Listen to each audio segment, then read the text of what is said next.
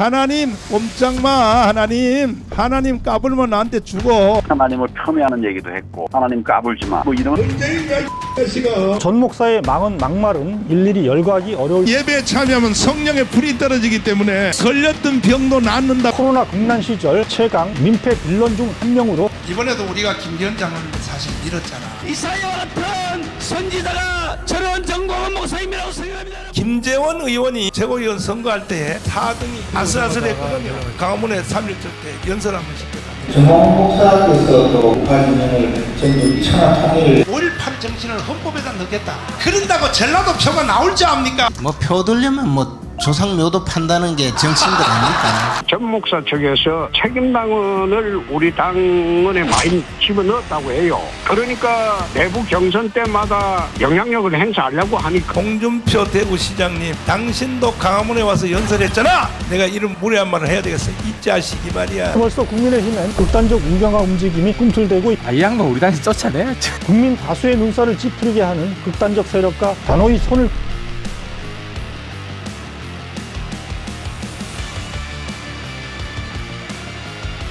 안녕하세요. 논설의 손원재입니다. 극우 막말러로 유명한 전광훈 사랑제일교회 목사와 국민의힘 지도부를 둘러싼 논란이 그치지 않고 있습니다. 전 목사 개인의 막말 문제를 넘어 집권 여당인 국민의힘의 정치적 스탠스와 직결된 문제이기 때문일 텐데요. 찬찬히 짚어보겠습니다.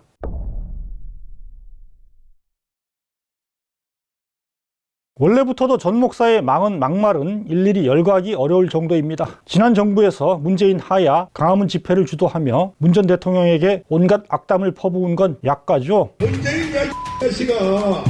저 많은 사람들 왜 고생시켜 이 자식아. 차마 입에 옮기기 어려운 빤스 발언은 대표 막말로 남아있습니다. 기독교 목사라면서 하나님 까불면 나한테 죽어 같은 사이비 교주나 할 막말을 퍼부은 적도 있습니다. 하나님 꼼짝마.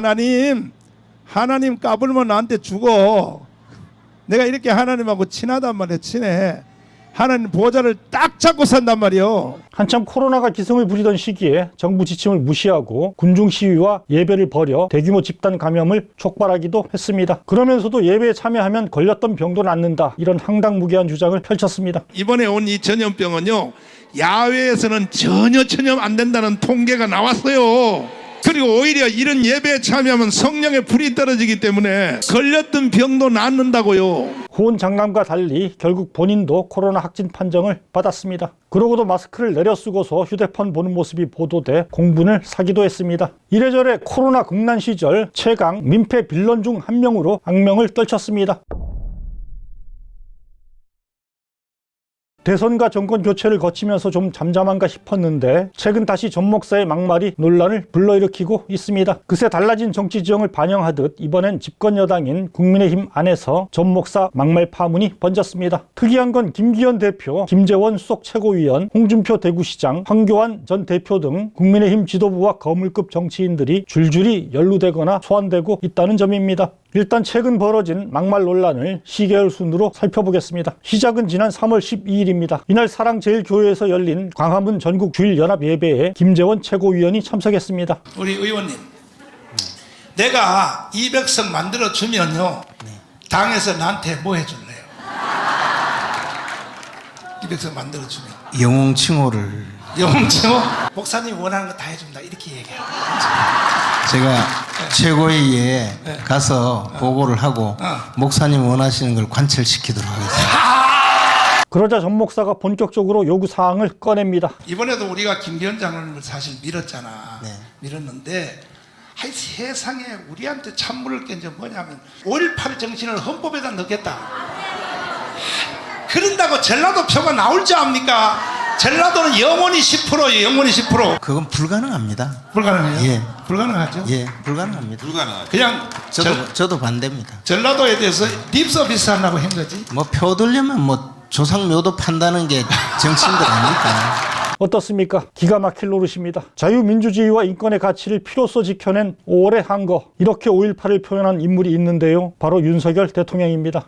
5월이 품은 정의와 진실의 힘이 시대를 넘어 영원히 빛날 수 있도록 우리 함께 노력합시다.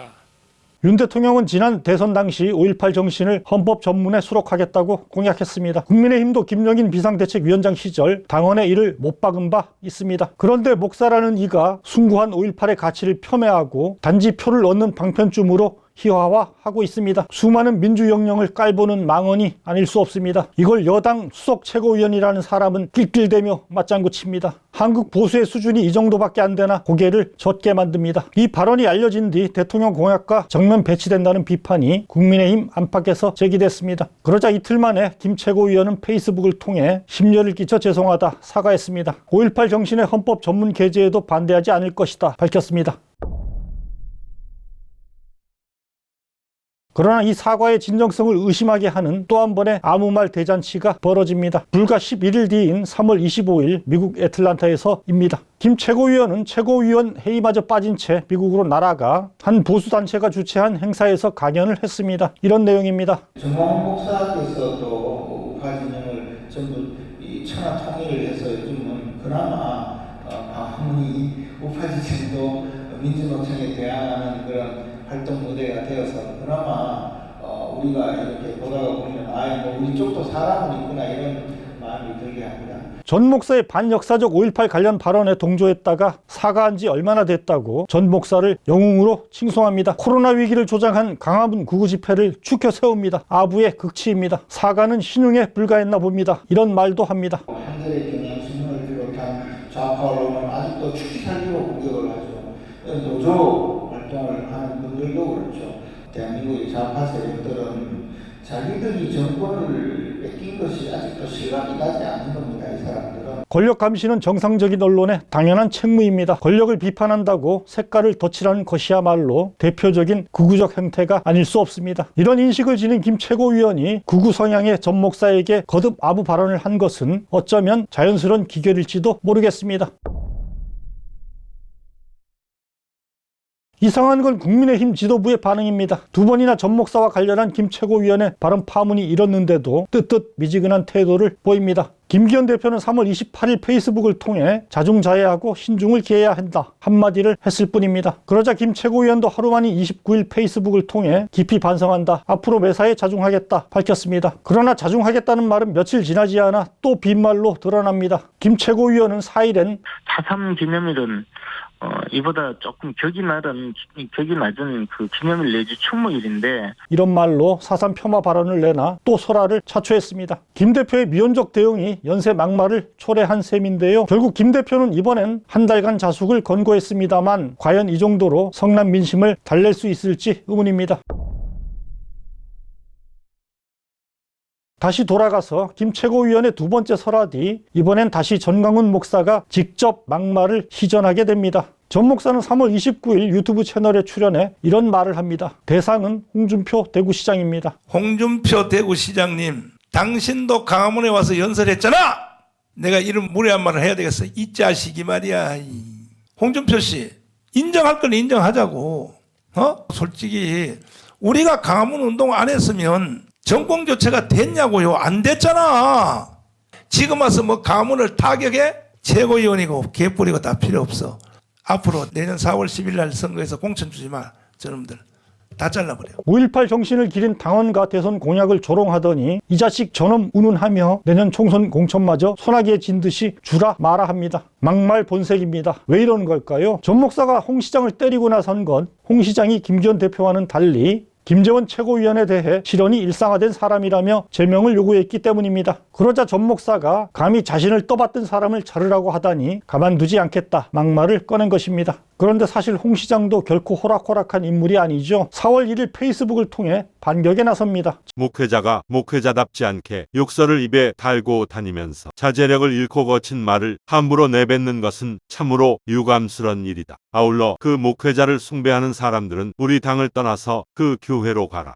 전 목사는 2017년 대선에선 홍준표 당시 자유한국당 후보를 공개 지지한 바 있습니다. 한때 우호적이던 두 사람이 지금은 치고받는 관계가 된 것을 보면 정치판이 참 냉정합니다. 하나 더 특기하고 넘어갈 건 전 목사와 가깝다가 멀어진 보수 정치인이 홍 시장만은 아니라는 점입니다. 역시 국민의힘 전신인 미래통합당 대표를 지낸 황교안 전 대표도 한때 전 목사가 주최한 집회에 참석하고 함께 만세 삼창을 하는 사이였죠. 그러나 지금은 관계가 무척 냉랭합니다. 지금 그럼 국민의힘이 정광 목사를 어떻게 대해야 된다고 생각하세요? 지금 단계에서는 당에서 축출해야 된다고 생각합니다. 축출. 예, 그 도움이 되는 줄 알았지만 실제로는 도움이 되는 게 아니라 폐해가 되고 더 많은 사람들이 떠나는 계기가 될 수 있습니다. 그래서 저는 단절해야 된다. 두 사람은 명예훼손 소송전도 벌이고 있는데요. 이런 점에서도 정치는 생물인가 봅니다.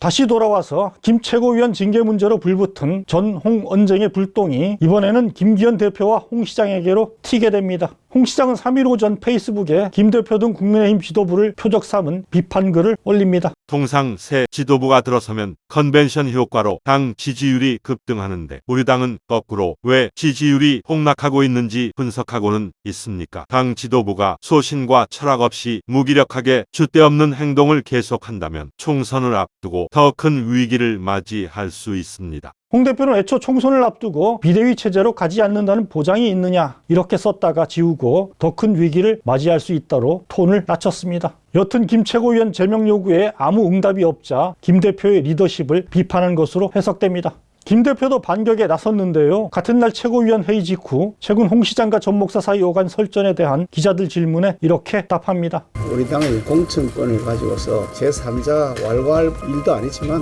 지방자치 행정을 맡은 사람은 그 일에 더 전념하시면 좋겠습니다. 한마디로 너나 잘하세요 라고 한 건데요. 표정과 말투에서 불쾌감이 묻어납니다. 그러자 홍 시장도 재반격합니다. 전 목사에게 무슨 발목이 잡힌 당도 아닌데 저렇게 방향무인하게 욕설을 쏟아내도 그에겐 한마디 말도 못하고 오히려 니는 지방 일만 잘하라고 나를 질타했다. 이사야 같은 선지자라고 스스로 추켜 세웠으니 그 밑에서 잘해보세요. 전 목사가 만든 자유통일당으로 당명 개정도 검토해 보시던가. 김 대표는 2019년 11월 광화문 집회에 참석해 전 목사를 구약 성경에 나오는 선지자에 비유한 바 있습니다. 오늘 이 폐악한 정권, 독재 정권을 향해 외치는 이사야와 같은 선지자가 저런 정광훈 목사님이라고 생각합니다. 여러분. 홍 시장은 바로 이 점을 지적하며 김 대표가 숭배하는 전 목사 눈치를 보느라 김 최고위원을 제대로 징계하지도 못한 채 오히려 자신을 비판한 것 아니냐 역공을 가한 겁니다.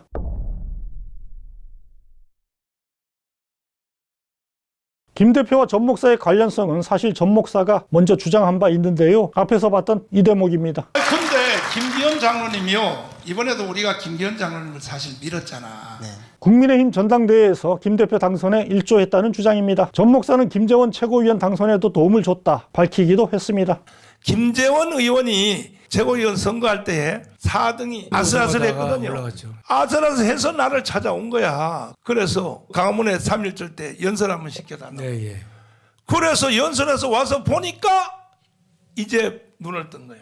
사실이라면 왜 국민의힘 지도부가 전 목사에게 끌려가는 모습을 보이는지 짐작이 갑니다. 공직선거건 당직선거건 정치인에게 가장 중요한 표에 도움이 되기 때문입니다. 전광훈 목사는 애초 자유통일당을 창당해 독자적 정치 세력화를 시도한 바 있습니다. 하지만 잇따라 원내 진입에 실패하자 지난해 말부터 국민의힘 내부 세력화로 노선을 바꿉니다. 이른바 국민의힘 점령운동이란 걸 벌여 자신을 따르는 신도와 보수층에게 국민의힘에 입당하도록 독려하고 있습니다. 이를 통해 벌써 수만 명의 당원을 확보했고 지난 전당대회 때도 이들의 활약이 있었다는 게 전 목사 쪽 주장입니다. 당선이 아슬아슬하던 김 최고위원이 득표 1위로 수석 최고위원이 된 것도 이들의 몰표 덕분이다 라는 겁니다. 실제 김 최고위원의 이후 행보는 우리가 앞에서 본 대로 뭔가 단단히 코를 깨인 게 아니냐 의문을 갖게 합니다. 지금은 여당의 수석 최고위원이라고 하는 분이 천하통일을 한 인물로 추앙하고 있다 보니까 이걸 그냥 웃어넘길 수 있는 거야 라고 하는 불안감이 드는 상황인 것이거든요.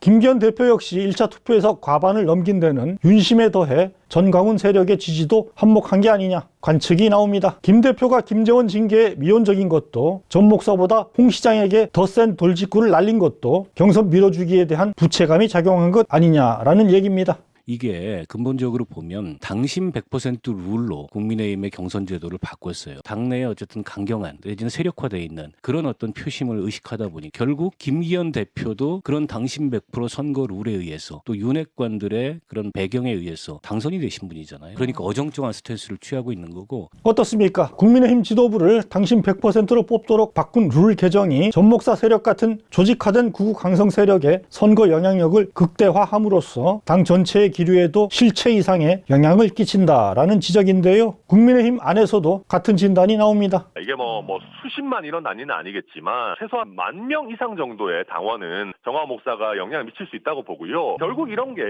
당원 100%로 하겠다라고 하는 것의 위험성이 이런 겁니다. 지금 우리가 당원들을 관리하는 시스템을 전체적으로 손보지 않으면은 이런 몇몇의 어떤 분탕질 치는 사람들에게 당이 끌려다니는 최악의 결과가 발생할 수도 있다. 조직화된 극단 세력이 당내 선거 영향력을 고리로 여당 전체의 노선과 형태마저 좌지우지하는 일은 결코 벌어져선 안 됩니다. 정당 민주주의를 침식할 뿐 아니라 국정 방향마저 뒤틀리게 만들 수 있기 때문입니다. 실제 벌써 국민의힘엔 극단적 우경화 움직임이 꿈틀대고 있습니다. 4.3 폄훼와 주 52시간제 후퇴, 자학적 친일 외교, 이승만 띄우기 등 이념과 정책 모두에서 이런 모습이 도드라집니다.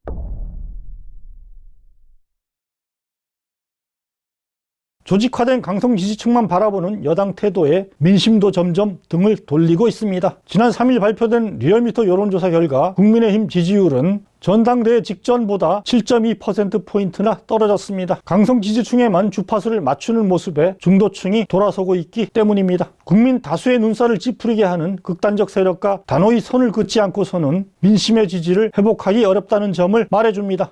이 양반 우리 당에서 쫓아내야죠. 쫓아내야 되고 정광훈 이분이 우리 당 당원인지 모르겠는데 혹시 당원이면 바로 출당을 시켜야 되고요. 국민의힘은 과연 전 목사 같은 극우 막말 세력과 절연할 수 있을까요? 논설에서 함께 계속 주시하도록 하겠습니다.